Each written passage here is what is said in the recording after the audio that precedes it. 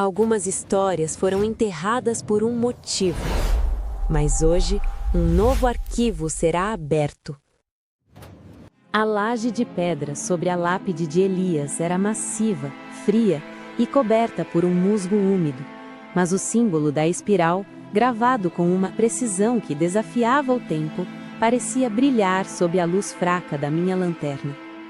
Com um esforço sobre-humano, usando uma alavanca improvisada com um galho resistente, consegui mover a laje.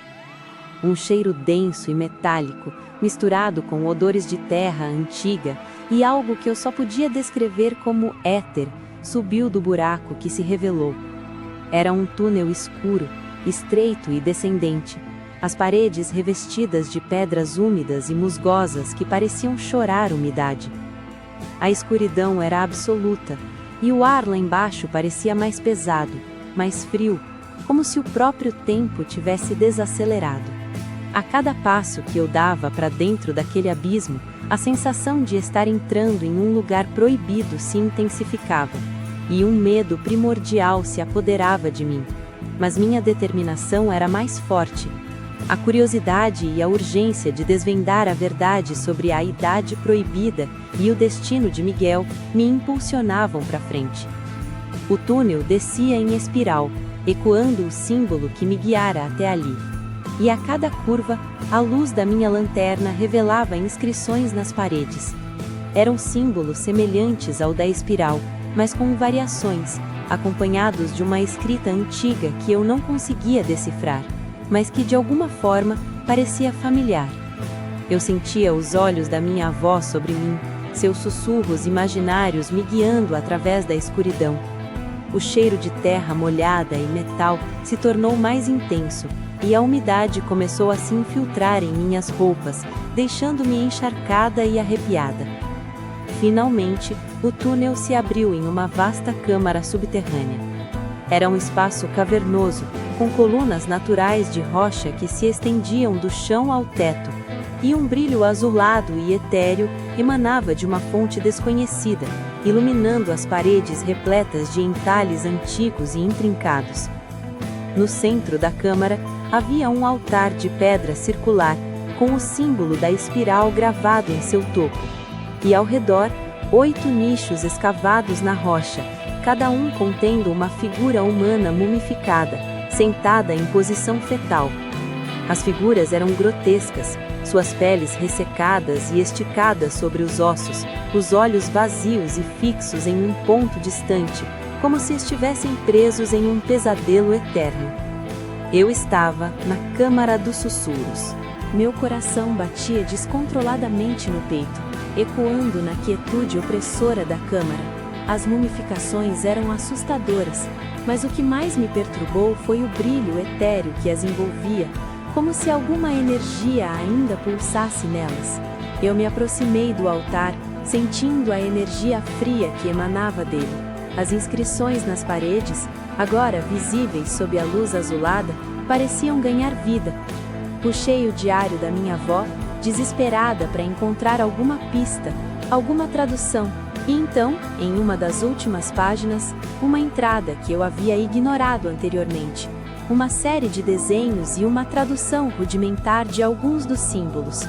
Era um mapa estelar, uma representação de constelações e ciclos lunares, e ao lado, a palavra colheita, com uma explicação arrepiante. Quando as estrelas se alinham e a lua cheia banha a terra, a idade de 35 anos se torna o portal. Os guardiões preparam o caminho e a essência é colhida para alimentar a árvore de vida eterna. A árvore de vida eterna. A câmara parecia girar ao meu redor. As mumificações não eram vítimas, eram os guardiões, ou talvez o resultado da colheita. Os desaparecidos não eram mortes, mas uma transmutação, uma fusão. A idade proibida era o momento de uma transformação, não de um fim. No diário, minha avó havia esboçado os símbolos da árvore de vida, uma entidade cósmica que, segundo os registros antigos da vila, era a fonte de sua prosperidade e longevidade. Mas essa prosperidade tinha um preço. A cada 35 anos, Um membro da linhagem dos guardiões era acolhido, sua essência transferida para a árvore, garantindo sua imortalidade e a vitalidade da vila. Os desaparecidos não haviam simplesmente sumido, eles haviam se tornado parte da árvore, uma consciência coletiva que alimentava a vida da vila. As mumificações nos nichos eram os ancestrais que haviam cumprido seu papel, seus corpos se tornando cascas vazias após a transferência de sua essência. Era uma forma perversa de imortalidade, uma troca macabra de individualidade por uma existência coletiva, uma vida sem fim, mas sem consciência individual, sem memória, sem identidade.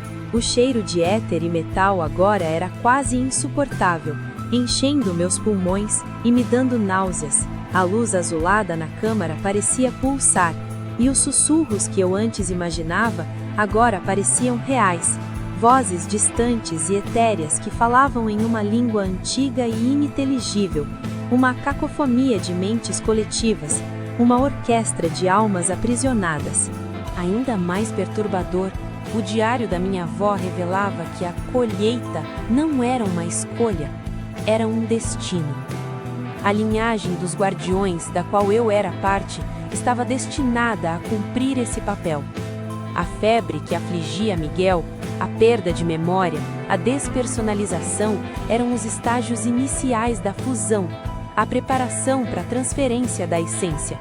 Ele não estava morrendo, ele estava sendo preparado para se tornar parte da árvore da vida eterna, mais uma peça na grande teia de uma existência sem fim, mas sem liberdade.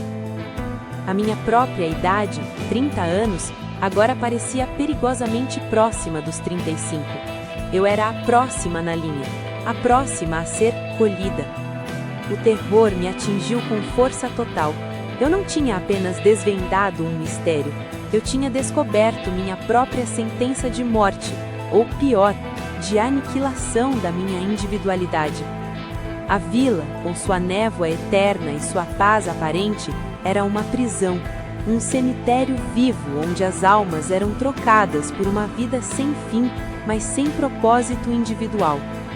Eu senti um calafrio percorrer minha espinha, e o cheiro de éter e terra antiga se tornou ainda mais forte, quase sufocante. De repente, um som. Um gemido fraco e distante ecoou através da câmara, vindo de trás do altar. O coração me saltou no peito. Miguel. Ele não estava em sua casa, como eu pensava. Ele estava aqui, na Câmara dos Sussurros, sendo preparado para a colheita. Eu me virei, a lanterna tremendo em minhas mãos, e lá, em uma pequena depressão na parede rochosa, estava Miguel. Ele estava deitado, pálido, seus olhos abertos e fixos, mas sem vida, como os das múmias nos nichos. Um brilho azulado, idêntico ao que emanava das rochas, pulsava em torno dele, envolvendo seu corpo em uma aura etérea. Ele estava nu, e seu corpo, antes vibrante, agora parecia definhar, sua pele se tornando translúcida, suas veias visíveis sob a superfície. Parecia que sua própria essência estava sendo sugada, drenada de seu corpo, transferida para alguma coisa invisível no centro da câmara. Eu senti uma onda de náusea e desespero. Eu havia chegado tarde demais. A colheita já havia começado. Um impulso primal me fez correr em direção a ele, ignorando o medo, a repulsa, a certeza de que era inútil. Eu precisava fazer algo, qualquer coisa. Ao me aproximar de Miguel, senti uma força invisível me repelir, uma barreira de energia fria que parecia emanar do altar e do seu corpo. Tentei tocar nele, mas era como tentar tocar o ar. Minhas mãos passavam através do brilho azulado, sentindo apenas uma frieza intensa. Ele era uma casca, um corpo que estava sendo esvaziado. E eu era impotente para pará-lo. O gemido de Miguel se intensificou, transformando-se em um sussurro arrastado, quase uma prece, em uma língua que eu não conhecia, mas que soava infinitamente antiga. As inscrições nas paredes da câmara pareceram se iluminar com mais intensidade, e o brilho azulado se tornou mais forte, preenchendo o espaço com uma luz fantasmagórica. Eu estava no coração da maldição, testemunhando a colheita em tempo real. A verdade era mais terrível do que eu poderia ter imaginado. Uma existência sem fim, mas sem alma. Eu era a próxima, e o tempo estava se esgotando. Minha mente fervilhava, desesperada por uma saída, por uma forma de quebrar o ciclo, de salvar a mim mesma e, quem sabe, de libertar as almas aprisionadas na árvore da vida eterna. A câmara parecia pulsar com a energia da vida e da morte, do tempo e da eternidade, e eu estava presa em seu centro, uma observadora impotente de um ritual milenar. O cheiro de éter e metal era agora tão forte que eu podia sentir o gosto em minha boca. Um sabor amargo e metálico que me fazia sentir tonta e desorientada. Os sussurros se intensificaram, transformando-se em uma cacofonia de vozes, um coro de lamentos e gritos silenciosos que pareciam vir de todas as direções. Eu estava sozinha, no coração da escuridão, com a verdade mais terrível que eu poderia ter imaginado. O tempo estava se esgotando, e eu sabia que precisava agir, antes que a idade proibida me reivindicasse também. Algumas histórias deveriam permanecer esquecidas, mas este arquivo já foi aberto. Se quiser descobrir o próximo segredo, inscreva-se no Arquivo das Sombras.